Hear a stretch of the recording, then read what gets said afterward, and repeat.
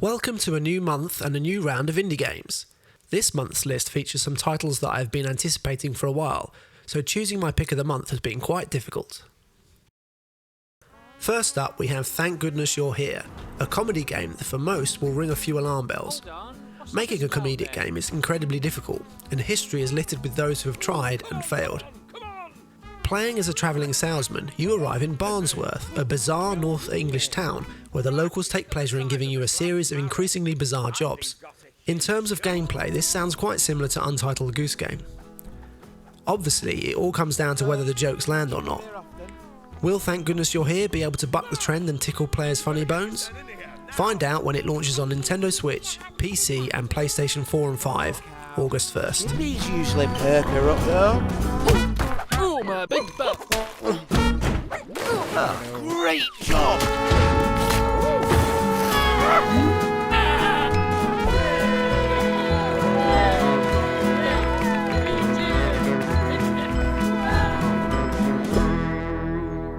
Well, what are you wearing?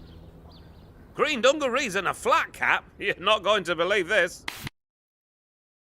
Creatures of Ava is an action-adventure creature saver game where you, the player, will explore the world of Ava, taming creatures and allowing them to lead you through a variety of ecosystems. Your goal? To save the planet from an all-consuming infection, of course.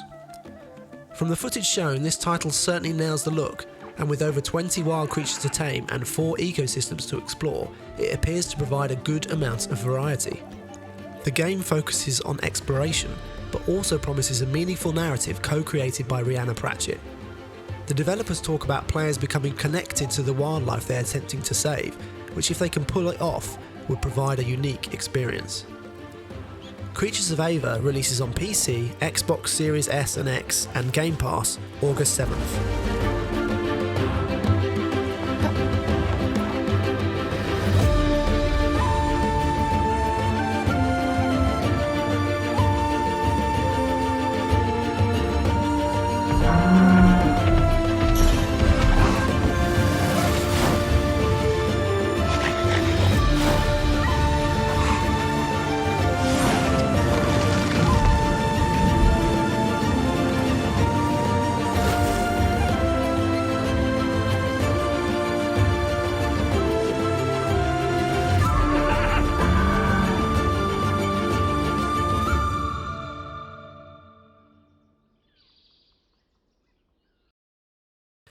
Ever wanted to be a pirate?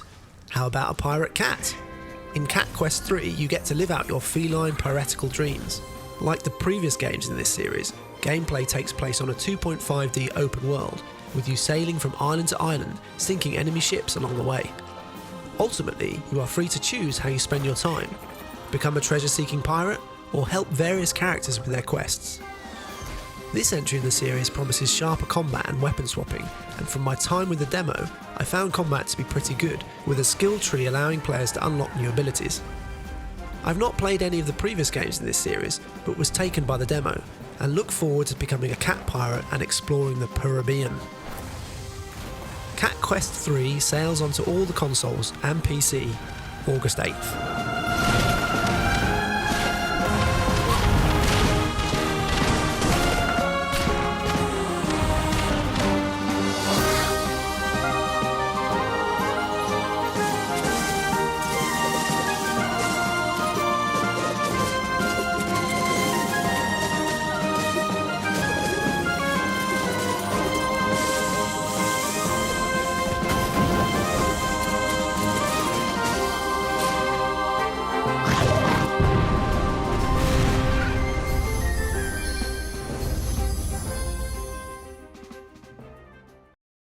Next up is Deathbound, a Souls-like with a difference. Now I'm sure you've heard many a game make such claims, but with Deathbound I think it is really trying something a bit different. Instead of taking control of the one character, in this game you control a party of up to 4 characters who all have their own skill sets and abilities. As you attack, you charge a sync meter, which can be used to unleash morph strikes, which are powerful attacks that combine the power of all the characters. Party makeup is important, as some classes work better with each other than others. Get it right, and your party will receive a buff. Get it wrong, and you'll be debuffed instead. There is also an interesting system around stamina, which is linked to the character's health. So the lower the health, the lower the stamina, which encourages character switching. The game is very much structured around the character switching mechanic, which gives combat a different feel to your usual Souls-likes. It's nice to see someone trying something different in this space. Hopefully developers Trial Forge Studios can find success when Deathbound releases on PC, PlayStation 5 and Xbox Series X and S, August 8th.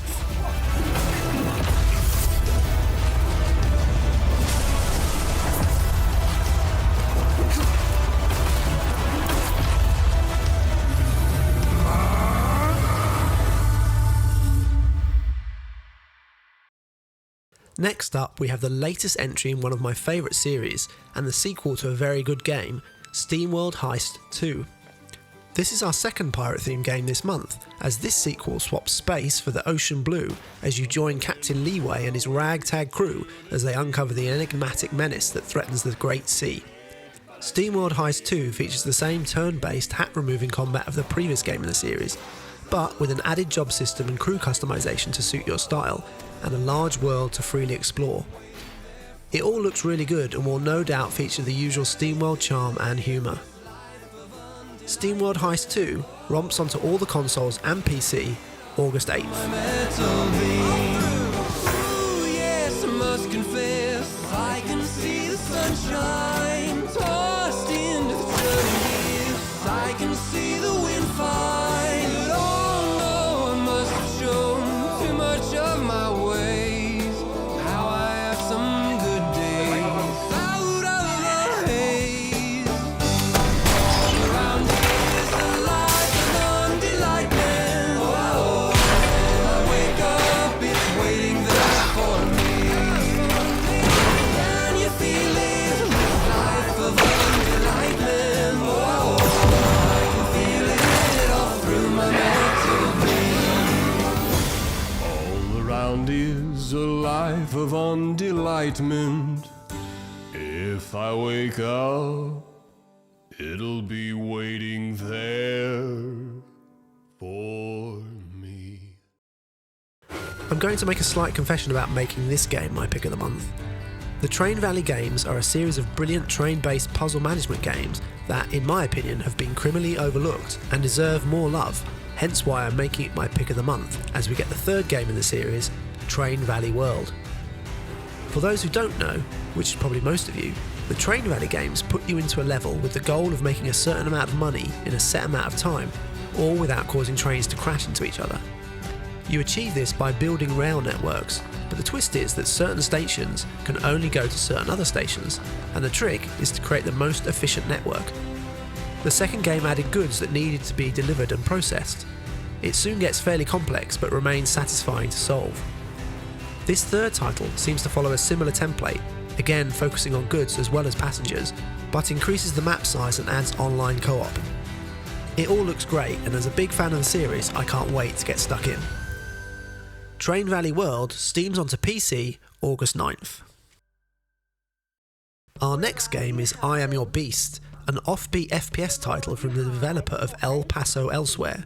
Billed as a short-form covert revenge thriller, you travel across the North American wilderness, hunting down the Covert Operation Initiative, using the environment and enemies' own weapons against them. Combat looks a lot of fun, with the ability to do things such as run up trees, and coupled with the comic book art style, it all looks very stylish. I Am Your Beast shoots its way onto PC August 15th. Warning spotted.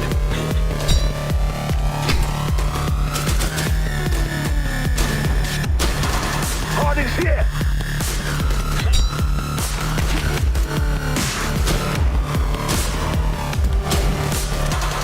He's going for the head. Be careful what you wish for. Changing pace a little, next up is Just Crow Things, a title that reminds me of Little Kitty Big City, a cosy little game from earlier this year. Here, you play as a little crow trying to prove herself to the world. Along the way, you make new friends, steal shiny trinkets, and poop on the odd unsuspecting human. In each sandbox level, your goal is to increase your croputation by completing tasks for other animals. The developers say you are free to do this however you see fit, using the items available to you in the levels. It looks and sounds like a lot of fun, with echoes of Untitled Goose Game, as well as the aforementioned Little Kitty Big City. Just Crow Things flutters onto PC and Xbox Series X and S, August 15th.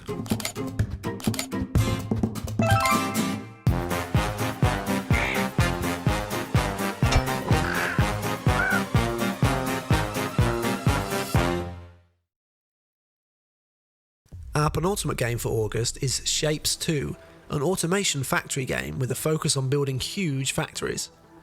Set up complex supply lines in order to produce the geometric shapes required, and when they say huge factories, they mean it, with sprawling factories that encompass multiple asteroids connected by trains. There are no costs to building out your factory, so you are free to tinker and perfect your production chains without fear. Deliver new shapes to unlock new technologies and expand the capabilities of your factory. It's a factory automation game with a more zen-like feeling to it, where the pride comes from the factory you have created rather than achieving some overarching goal. Shapez II arrives on PC August 15th.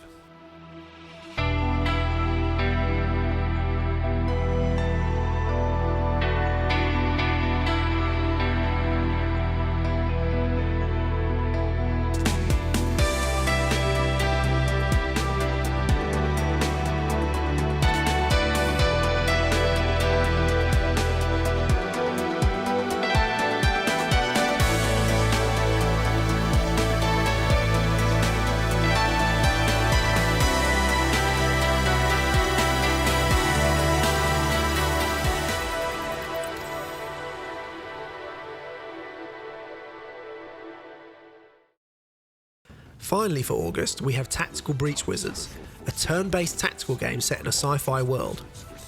The key to success in this game is your ability to rewind time and plan out your actions accordingly, manipulating the placement of enemies to best dispose of them, usually by throwing them out of a window.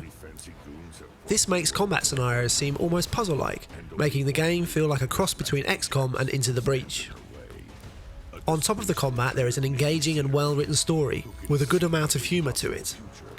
This is something that I think was missing from developer Suspicious Development's previous game Heat Signature, but present in their first game Gunpoint, so I'm glad to see it back as I loved Gunpoint. Tactical Breach Wizards comes to PC August 22nd. The Necromedic, a surgeon who turned to necromancy when she lost her medical license. She can heal you, but she'll have to kill you first. The Rebel Riot Priest, your heavy support. Faith is her armor. But she is also wearing actual armor. Together, there's no threat they can't stop. As long as they can get there by public transport, they can rewind every time they screw it up. And there's an easy mode if they need it. Tactical Breach Wizards. Coming to Steam August 22nd. Demo available now. Also, could you wishlist it, please? Thanks. That wraps up August. I'm especially looking forward to Tactical Breach Wizards, Train Valley World and Steamworld Heist 2 this month, but there are a lot of other strong indie game titles releasing alongside them. Let me know in the comments below the indie games you are most looking forward to. I hope you enjoyed the video. If you did, please consider liking and subscribing as it really helps me out, and maybe check out some of my other videos. Thanks for watching, and I'll see you again next time.